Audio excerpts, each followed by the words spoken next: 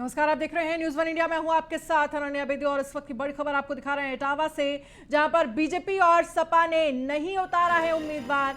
शिवपाल सिंह यादव के क्षेत्र जसवंत नगर से सपा ने नहीं उतारा है उम्मीदवार। सपा ने केवल जसवंत नगर से उम्मीदवार नहीं उतारा है। बड़ी खबर, बीजेपी ने सैफई, ताखा और बसरेहर से नहीं उतारा उम्मीदवार।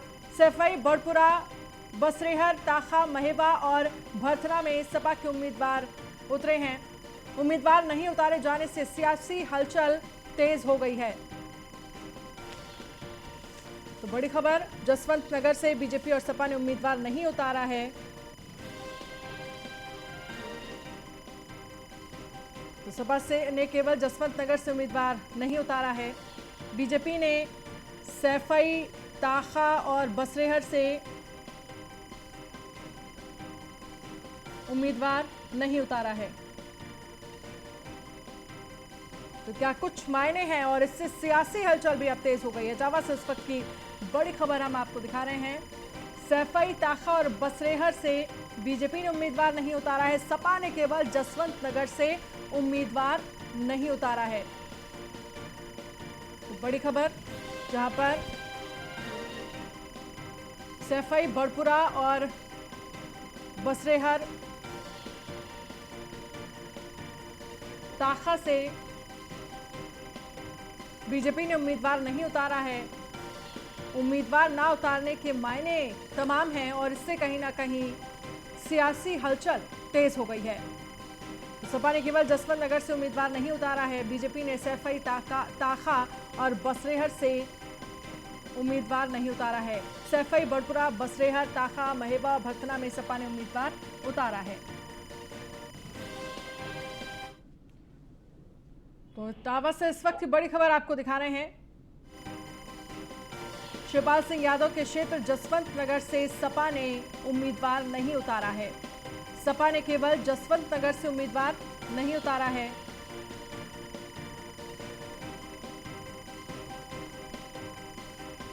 आशीष श्रीवास्तव हमारे संवाददाता इस खबर पर ज्यादा जानकारी के लिए जुड़ गए हैं। आशीष, क्योंकि जिस तरह से जानकारी मिल पा रही है, सपा और बीजेपी ने जसवंत नगर में उम्मीदवार नहीं उतारा है, क्या कुछ सियासी मायने हैं इसके?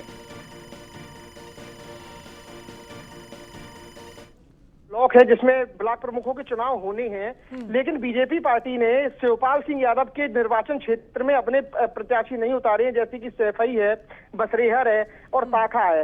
इसमें उन्होंने अपने बीजेपी ने प्रत्याशी नहीं उतारे, तो हो सकता है कि कोई भी राजनीतिक समीकरण आगे बन रहे हो या अंदर से कुछ गुटबाजी चल रही हो, जिसके चलते बीजेपी और बसपा में कुछ गठबंधन की भी स्थिति हो। लेकिन हालांकि एक बात और भी देखी जा रही है कि यहाँ पर एक समाजवादी पार्टी का प्रत्याशी न उतारना जसवंत नगर में, ये बात समझ में आती है, चूंकि वो चाचा भतीजे का रिलेशन है। हाँ, हाँ। और जिला पंचायत के चुनाव में गठबंधन भी देखा गया था, जिससे गठबंधन के जरिए इटावा में समाजवादी पार्टी और प्रगतिशील समाजवादी पार्टी ने 22 सीटों पर जिला पंचायत में कब्जा किया था।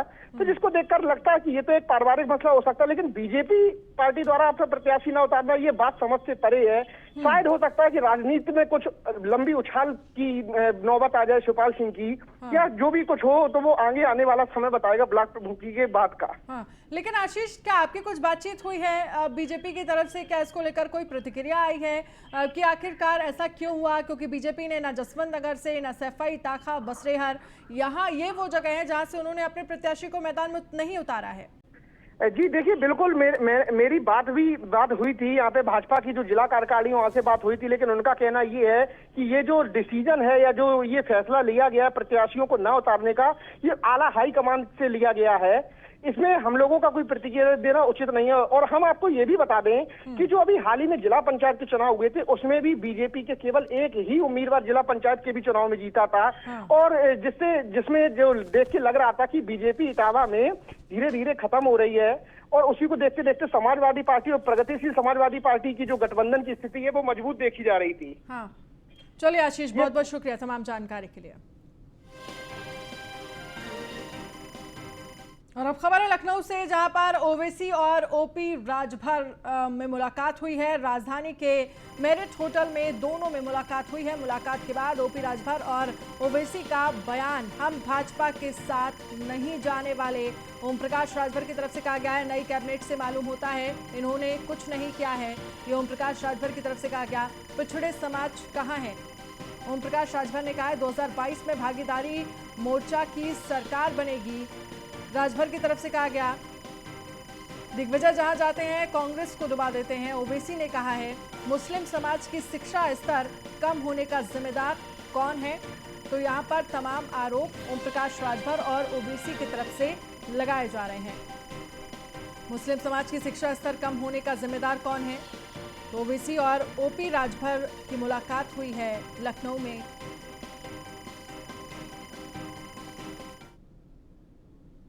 आज असदुद्दीन ओवैसी और ओम प्रकाश राजभर की बातचीत हुई 2022 को रणनीति तैयार की गई। सर, क्या बातचीत? देखिए, भागीदारी संकल्प मोर्चा में हमारे जो 10 दल हैं, सभी दलों के विषय में चर्चा हुई कि कहाँ किसका संगठन कमजोर है, उसको ठीक किया जाए और कहाँ कहाँ कार्यक्रम किया जाए मोर्चे का, उस पर चर्चा हुई है। ऐसे आरोप लगे हैं कि बिहार चुनाव हुआ, ओवैसी की वजह से आरजेडी की सरकार नहीं बन पाई, भाजपा की सरकार बनी। गलत आरोप है। ओवैसी जी 294 सीट है, मात्र 20 सीट पर लड़े, 5 सीट ये जीते, बचती है 15 सीट, उसमें 7 सीट आरजेडी जीती, तो 7 5 12, बची 8 सीटें। तो 8 सीट पर अगर ओवैसी जी का आरजेडी का वोट जोड़ देंगे तब भी नहीं जीत सकते, तो शेष सीट तो 274 सीटें, तो वो अपना क्यों नहीं सरकार बना लिए। 2022 में क्या मुद्दे होंगे आपके? 2022 में हम उत्तर प्रदेश में घरेलू बिजली का बिल माफ़ करने के सवाल पे, गरीबों का इलाज फ्री में करने के सवाल पे, सामाजिक न्याय समिति की रिपोर्ट लागू करने के सवाल पे, समान शिक्षा, अनिवार्य शिक्षा और फ्री शिक्षा, हम प्रदेश में भाईचारा अमन चैन कायम करने के लिए, गरीबों को जो अब तक आवास, शौचालय, पेंशन जो पात्र हैं उनको नहीं मिल पाया है, उनको दिलाने के सवाल पे हम जनता के बीच में हैं। सुनने में आ रहा है कि भाजपा भी आपसे लगातार संपर्क कर रही है। हमसे किसी संबंध नहीं, संपर्क नहीं है, हम किसी से संपर्क करते भी नहीं हैं। अखिलेश जी, मायावती कहीं से अगर ऑफर आता तो? हमारे मुद्दों पर अगर आते हैं तो उनका स्वागत है, बीजेपी को छोड़ के। बीजेपी को छोड़ के जिस तरह से देखा जाए 2022 चुनाव है, अखिलेश यादव और आम आदमी पार्टी एक साथ होने की उम्मीद है। क्या आम आदमी पार्टी से आपकी कोई बात हुई? नहीं, हाँ, संजय सिंह से हमारी बात हुई थी। हमने उनको न्योता दिया है कि आप हमारी मोर्चे में आइए। निश्चित तौर पर साथ ही ओम प्रकाश राजभर से साफ तौर पर था कि कहना है कि भाजपा को हराना है, बाकी सबके साथ जाना है। लखनऊ से न्यूज़ ब्यूरो के लिए अश्विनी कुमार। और वही खबर है लखनऊ से, जहां पर कोरोना प्रबंधन में सबसे आगे उत्तर प्रदेश। यूपी में योगी मॉडल से ढीले पड़े कोरोना के तेवर। श्रावस्ती, कासगंज और अलीगढ़ हुए कोरोना मुक्त। यूपी के 29 जिलों में 10 से भी कम एक्टिव केस हैं। यूपी में 24 घंटे में 33 जिलों में नहीं मिला केस। यूपी में 41 जिलों में 10 से भी कम नए केस मिले हैं। वाराणसी में 24 घंटे में सिर्फ 11 नए कोरोना के केसेस मिले हैं। यूपी में 24 घंटे में कोरोना के सिर्फ 112 केस सामने आए हैं।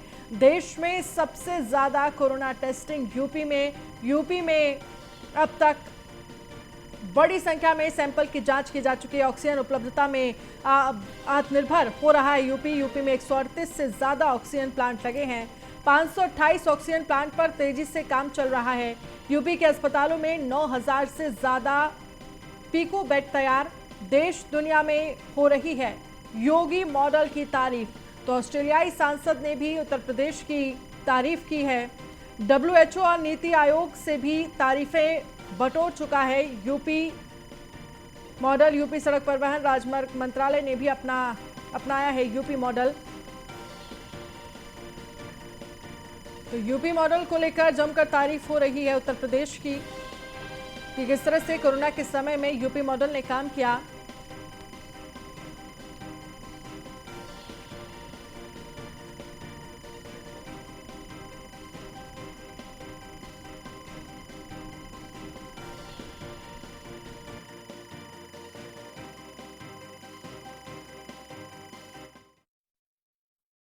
कासगंज और अलीगढ़। और वही खबर है कर्नाटक से, जहां पर कर्नाटक की सांसद शोभा करंदलाजे ने न्यूज़ वन इंडिया से खास बातचीत करते हुए कृषि बिल किसानों के खिलाफ नहीं है बल्कि किसानों की बेहतरी के लिए है। हम लगातार कोशिश कर रहे हैं कि किसानों की आय को दोगुना किया जाए और उनकी सारी समस्याओं का निराकरण किया जाए। हमें उम्मीद है कि हम इस चुनौती को पार कर किसानों की समृद्धि के लिए काम करेंगे। इस वक्त मेरे साथ एग्रीकल्चर कृषि राज्य मंत्री शोभा करंदलाजे जी हैं। मैम, आपको एक बड़ी जिम्मेदारी मिली है, किसान आंदोलन के बीच में आपको कृषि राज्य मंत्री बनाया गया है। पूरा देश में किसान का विश्वास बढ़ाना है। ये तीनों बिलों के बारे में किसान को समझाना है। वो काम हम करेंगे, हमारे मंत्रालय करेंगे, क्योंकि ये तीनों बिल किसान का भलाई के लिए है। कौन उधर प्रोटेस्ट कर रहे हैं, वो किसान का नाम पे पॉलिटिक्स कर रहे हैं, पॉलिटिकली उधर धरना चल रहा है। इसीलिए मेरा कहना ये कि है, मोदी जी का मन में किसान को बढ़ा देने के लिए, किसान का दाम को वो तो दुगुना करने के लिए इच्छा है, वो पूरा करने के लिए हम रात दिन काम करेंगे। एक महिला, सबसे बड़ी 11 महिलाओं को प्रतिनिधित्व दिया गया, एक महिला ऊपर से एग्रीकल्चर एंड फार्मर वेलफेयर का मंत्रालय, कितनी बड़ी चुनौती? ये बहुत बड़ी चुनौती है। निर्मला सीतारामन फाइनेंस मिनिस्टर है, इसे पूरा महिला एमपी के साथ विश्वास रख के हमको दायित्व दिया है। हमारा दायित्व हम निभाएंगे। किसान को अच्छा करने के लिए, मंत्रालय में अच्छा करने के लिए, मोदी जी सरकार को अच्छा नाम लाने के लिए हम काम करेंगे। रोड मैप क्या होगा, प्रायोरिटी क्या होंगी? किसान देश में अच्छा रहना, किसान खुश में रहना, ऐसा काम करने के लिए हम तैयार हैं। Thank you so much. तो बिल्कुल ये थी शोभा करंदलाजे जी, जिन्होंने साफ तौर पर कहा कि एग्रीकल्चर राज्य मंत्री के तौर पर उन्हें एक महत्वपूर्ण जिम्मेदारी मिली है, लेकिन वो उसका निर्वहन करेंगे और उन्हें पूरी उम्मीद है कि वो किसानों के इस नाराजगी को दूर कर पाएंगे। और सबसे बड़ी बात यह है कि किसानों की आय को दोगुना करने का जो लक्ष्य तय किया गया है उसे पूरा कर पाएंगे। वीडियो जर्नलिस्ट लोकेश के साथ Brajesh Shrivastava, news one India, Delhi. इसके साथ ही हमारे संवाददाता आरवी द्विवेदी के साथ देवेंद्र सिंह की मां सुदामा देवी जो कि प्रत्याशी हैं वो जुड़ गई हैं। आरवी द्विवेदी, आपके साथ ब्लॉक प्रमुख की प्रत्याशी जुड़ी हुई हैं, अब वहां पर किस तरह की स्थितियां देखने को मिल रही है? नामांकन किया जा चुका है? जी अनन्या, आपको बताना चाहूंगा, मैं हाथरस जनपद के थाना सिकंदराबाद ब्लॉक सिकंदराबाद में तैनात यहाँ पर आया हुआ हूँ। यहाँ पर नामांकन किया है देवेंद्र सिंह यादव और बंटी भैया, जो बड़े समाज सेवी बताए जाते हैं और यहाँ किसानों के नेता, राष्ट्रीय उपाध्यक्ष भी हैं किसान यूनियन के। मैं आपको बता दूं, वो लोगों के लिए मसीहा माने जाते हैं एटा और कासगंज और यहाँ के कई जनपदों में। यहाँ उनकी माताजी जो चुनाव लड़ रही हैं ब्लॉक प्रमुखी का, बताया जा रहा है कि उनका सीधा सीधा आरोप है कि उनके बेटे पर झूठे मुकदमे लगा करके, अपहरण के मुकदमे लगा करके उनको जेल भेज दिया गया है। वहीं उनके परिवार है और वहीं पूरा समाजवादी पार्टी का कुनबा है। एटा, कासगंज और हाथरस, अलीगढ़, कई ऐसे जनपद हैं जहां पर हजारों की संख्या में, 10,000 की संख्या में यहाँ पर लोग यहाँ नामांकन कराने के लिए कोविड का पालन कराते हुए, मास्क लगाते हुए और डिस्टेंस का पालन करते हुए यहाँ पर लोगों ने पूरा पालन किया गया। लोगों का यही मानना है कि जिस तरीके से उनका शोषण हो रहा है उसी को लेकर के यहाँ लोग आए हुए थे। आक्रोश है उनमें कि बंटी यादव को आखिर क्यों भेज दिया गया, उसका दोष क्या था। केवल यहाँ उनको लग रहा है, यहाँ के भाजपाइयों को, कि समाजवादी पार्टी की ब्लॉक प्रमुख की सीट सिकंदराबाद से पार जाएगी। उसी को लेकर के इनका सीधा सीधा आरोप है यहाँ के भाजपा के नेताओं पर, यहाँ की सरकारी मशीनरी पर भी आरोप लगा रहे हैं कि निश्चित तौर पर उनको झूठा मुकदमा लगा करके फंसा दिया गया। मेरे साथ में उनकी माता जी हैं सुदामा देवी जी, जो प्रत्याशी है यहाँ पर ब्लॉक प्रमुख की। मैं बात उनसे करता हूं किस तरीके से उनका क्या कहना है, बात करते हैं। माता जी, आपका न्यूज़ वन इंडिया में स्वागत है। क्या कहेंगी आप, क्या परेशानी है आपकी? मैं कहना चाहती हूँ कि मेरा बेटा देवेंद्र यादव बंटी, उसे दिखा के लौट रहा था गुड़गांव से जी, सर्जरी हुई थी, वो दवा लेके आ रहा था। प्रशासन ने यहाँ उसे गिरफ्तार कर लिया। उसका क्या दोष था ये बताएं पहले, और झूठे केस लगा के मेरे बच्चे को जेल में। क्या झूठे केस लगा दिए? अब ये तो अपहरण कर लिया है किसी का, ये लगाया है, ये लगाया है। तो अब आपने क्या कहना है आपका, और क्या मतलब सफाई में अपने में क्या कहना चाहते हैं?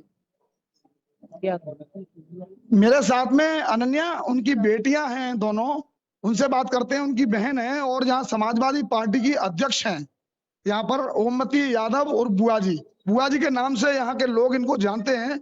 समाजवादी पार्टी के अध्यक्ष हैं, बात करते हैं उनसे। क्या नाम है आपका?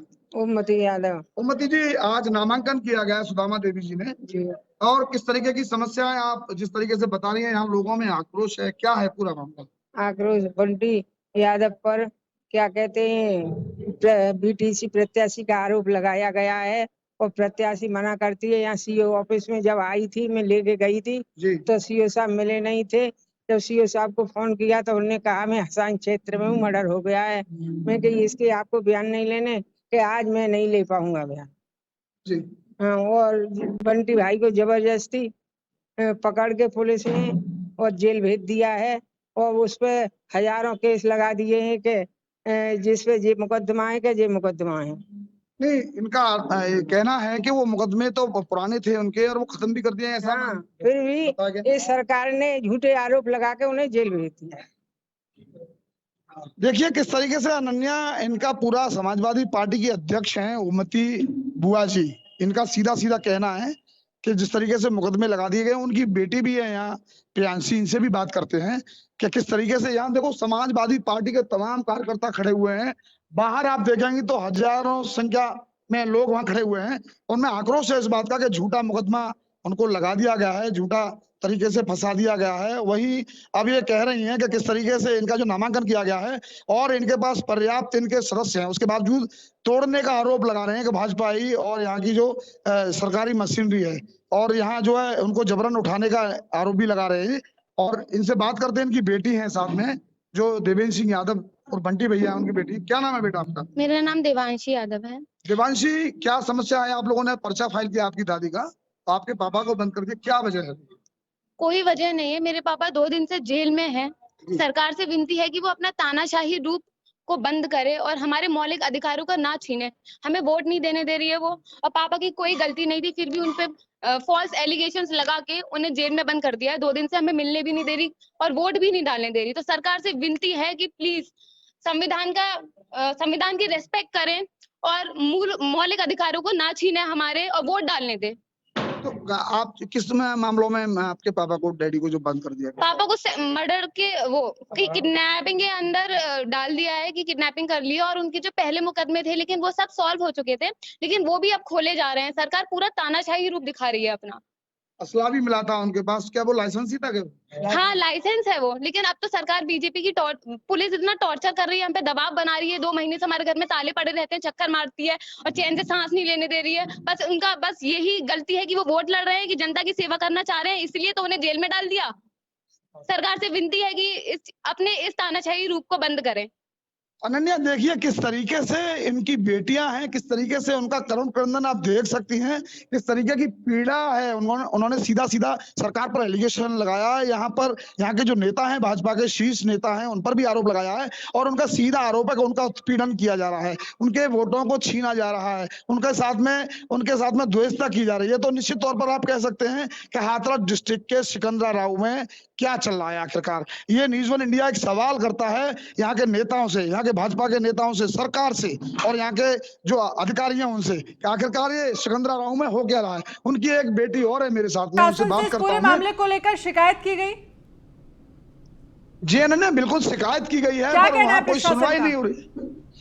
प्रशासन का सीधा कहना है कि जिस तरीके से यहाँ पर जो बंटी यादव को पकड़ा गया था तो उन पर एक झूठा मुकदमा, इनका परिजनों का आरोप है कि झूठा मुकदमा अपहरण का लगा दिया गया था एक बीडीसी मेंबर को गायब करने का, जबकि उस वीडियो में उन्होंने जारी किया था जो जिन्होंने एफआईआर उनके परिजनों ने जो कराई थी, तो उनका सीधा कहना था कि वहाँ प्रशासन के दबाव में आकर के हमने किया। और वो जो महिला थी उसने सीधा वीडियो जारी किया कि मेरा कोई बंटी यादव ने अपहरण नहीं किया गया। और यहाँ की जो जिला अध्यक्ष है समाजवादी पार्टी की ओमवती उर्फ बुआ जी, इन्होंने डीएम और यहाँ के एसएसपी से और यहाँ अधिकारियों से मिले और उनसे कहा कि हमारा बयान ले लीजिए, तो उन्होंने बयान लेने से मना कर दिया। चलिए ठीक है, बहुत बहुत शुक्रिया तमाम जानकारी के लिए।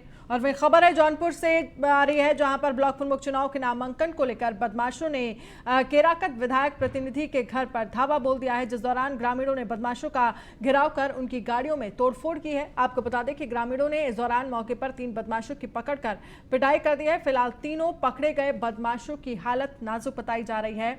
जिनको इलाज के लिए वाराणसी रेफर कर दिया गया है। सूचना मिलते ही मौके पर पहुंची पुलिस घटना की छानबीन में जुट गई है। मामला जौनपुर के जलालपुर थाना क्षेत्र के रेहटी गांव का बताया जा रहा है।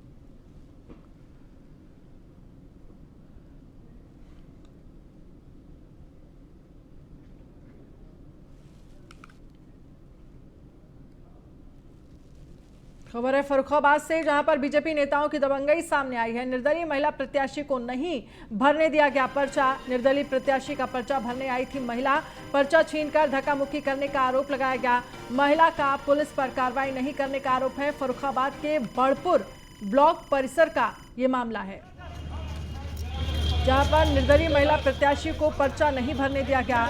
निर्दलीय प्रत्याशी का पर्चा भरने आई थी महिला, जिसके साथ पर्चा छीनकर धक्का मुक्की करने का आरोप है।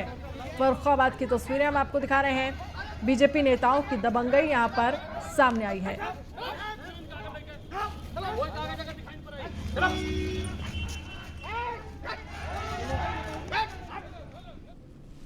खबर है जालौन से, जहां पर भानुप्रति मंत्रिमंडल में किए जाने से बीजेपी कार्यकर्ता खासे खुश हैं। कार्यकर्ताओं ने ढोल नगाड़े बजाकर जुलूस निकाला। भानु प्रताप वर्मा जालौन गरौठा भोगनीपुर संसदीय सीट से बीजेपी सांसद हैं। वहीं उरई और कौच में बीजेपी समर्थकों ने मिठाई बांटकर खुशी जाहिर कर जुलूस निकाला।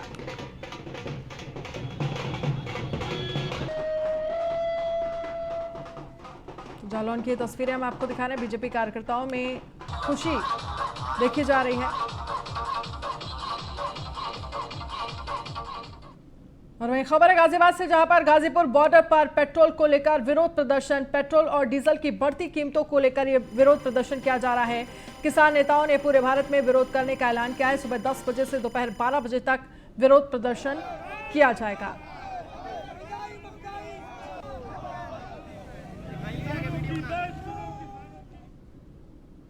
और बुलेटिन में फिलहाल इतना ही। बने रहिए आप न्यूज़ 1 इंडिया के साथ। नमस्कार।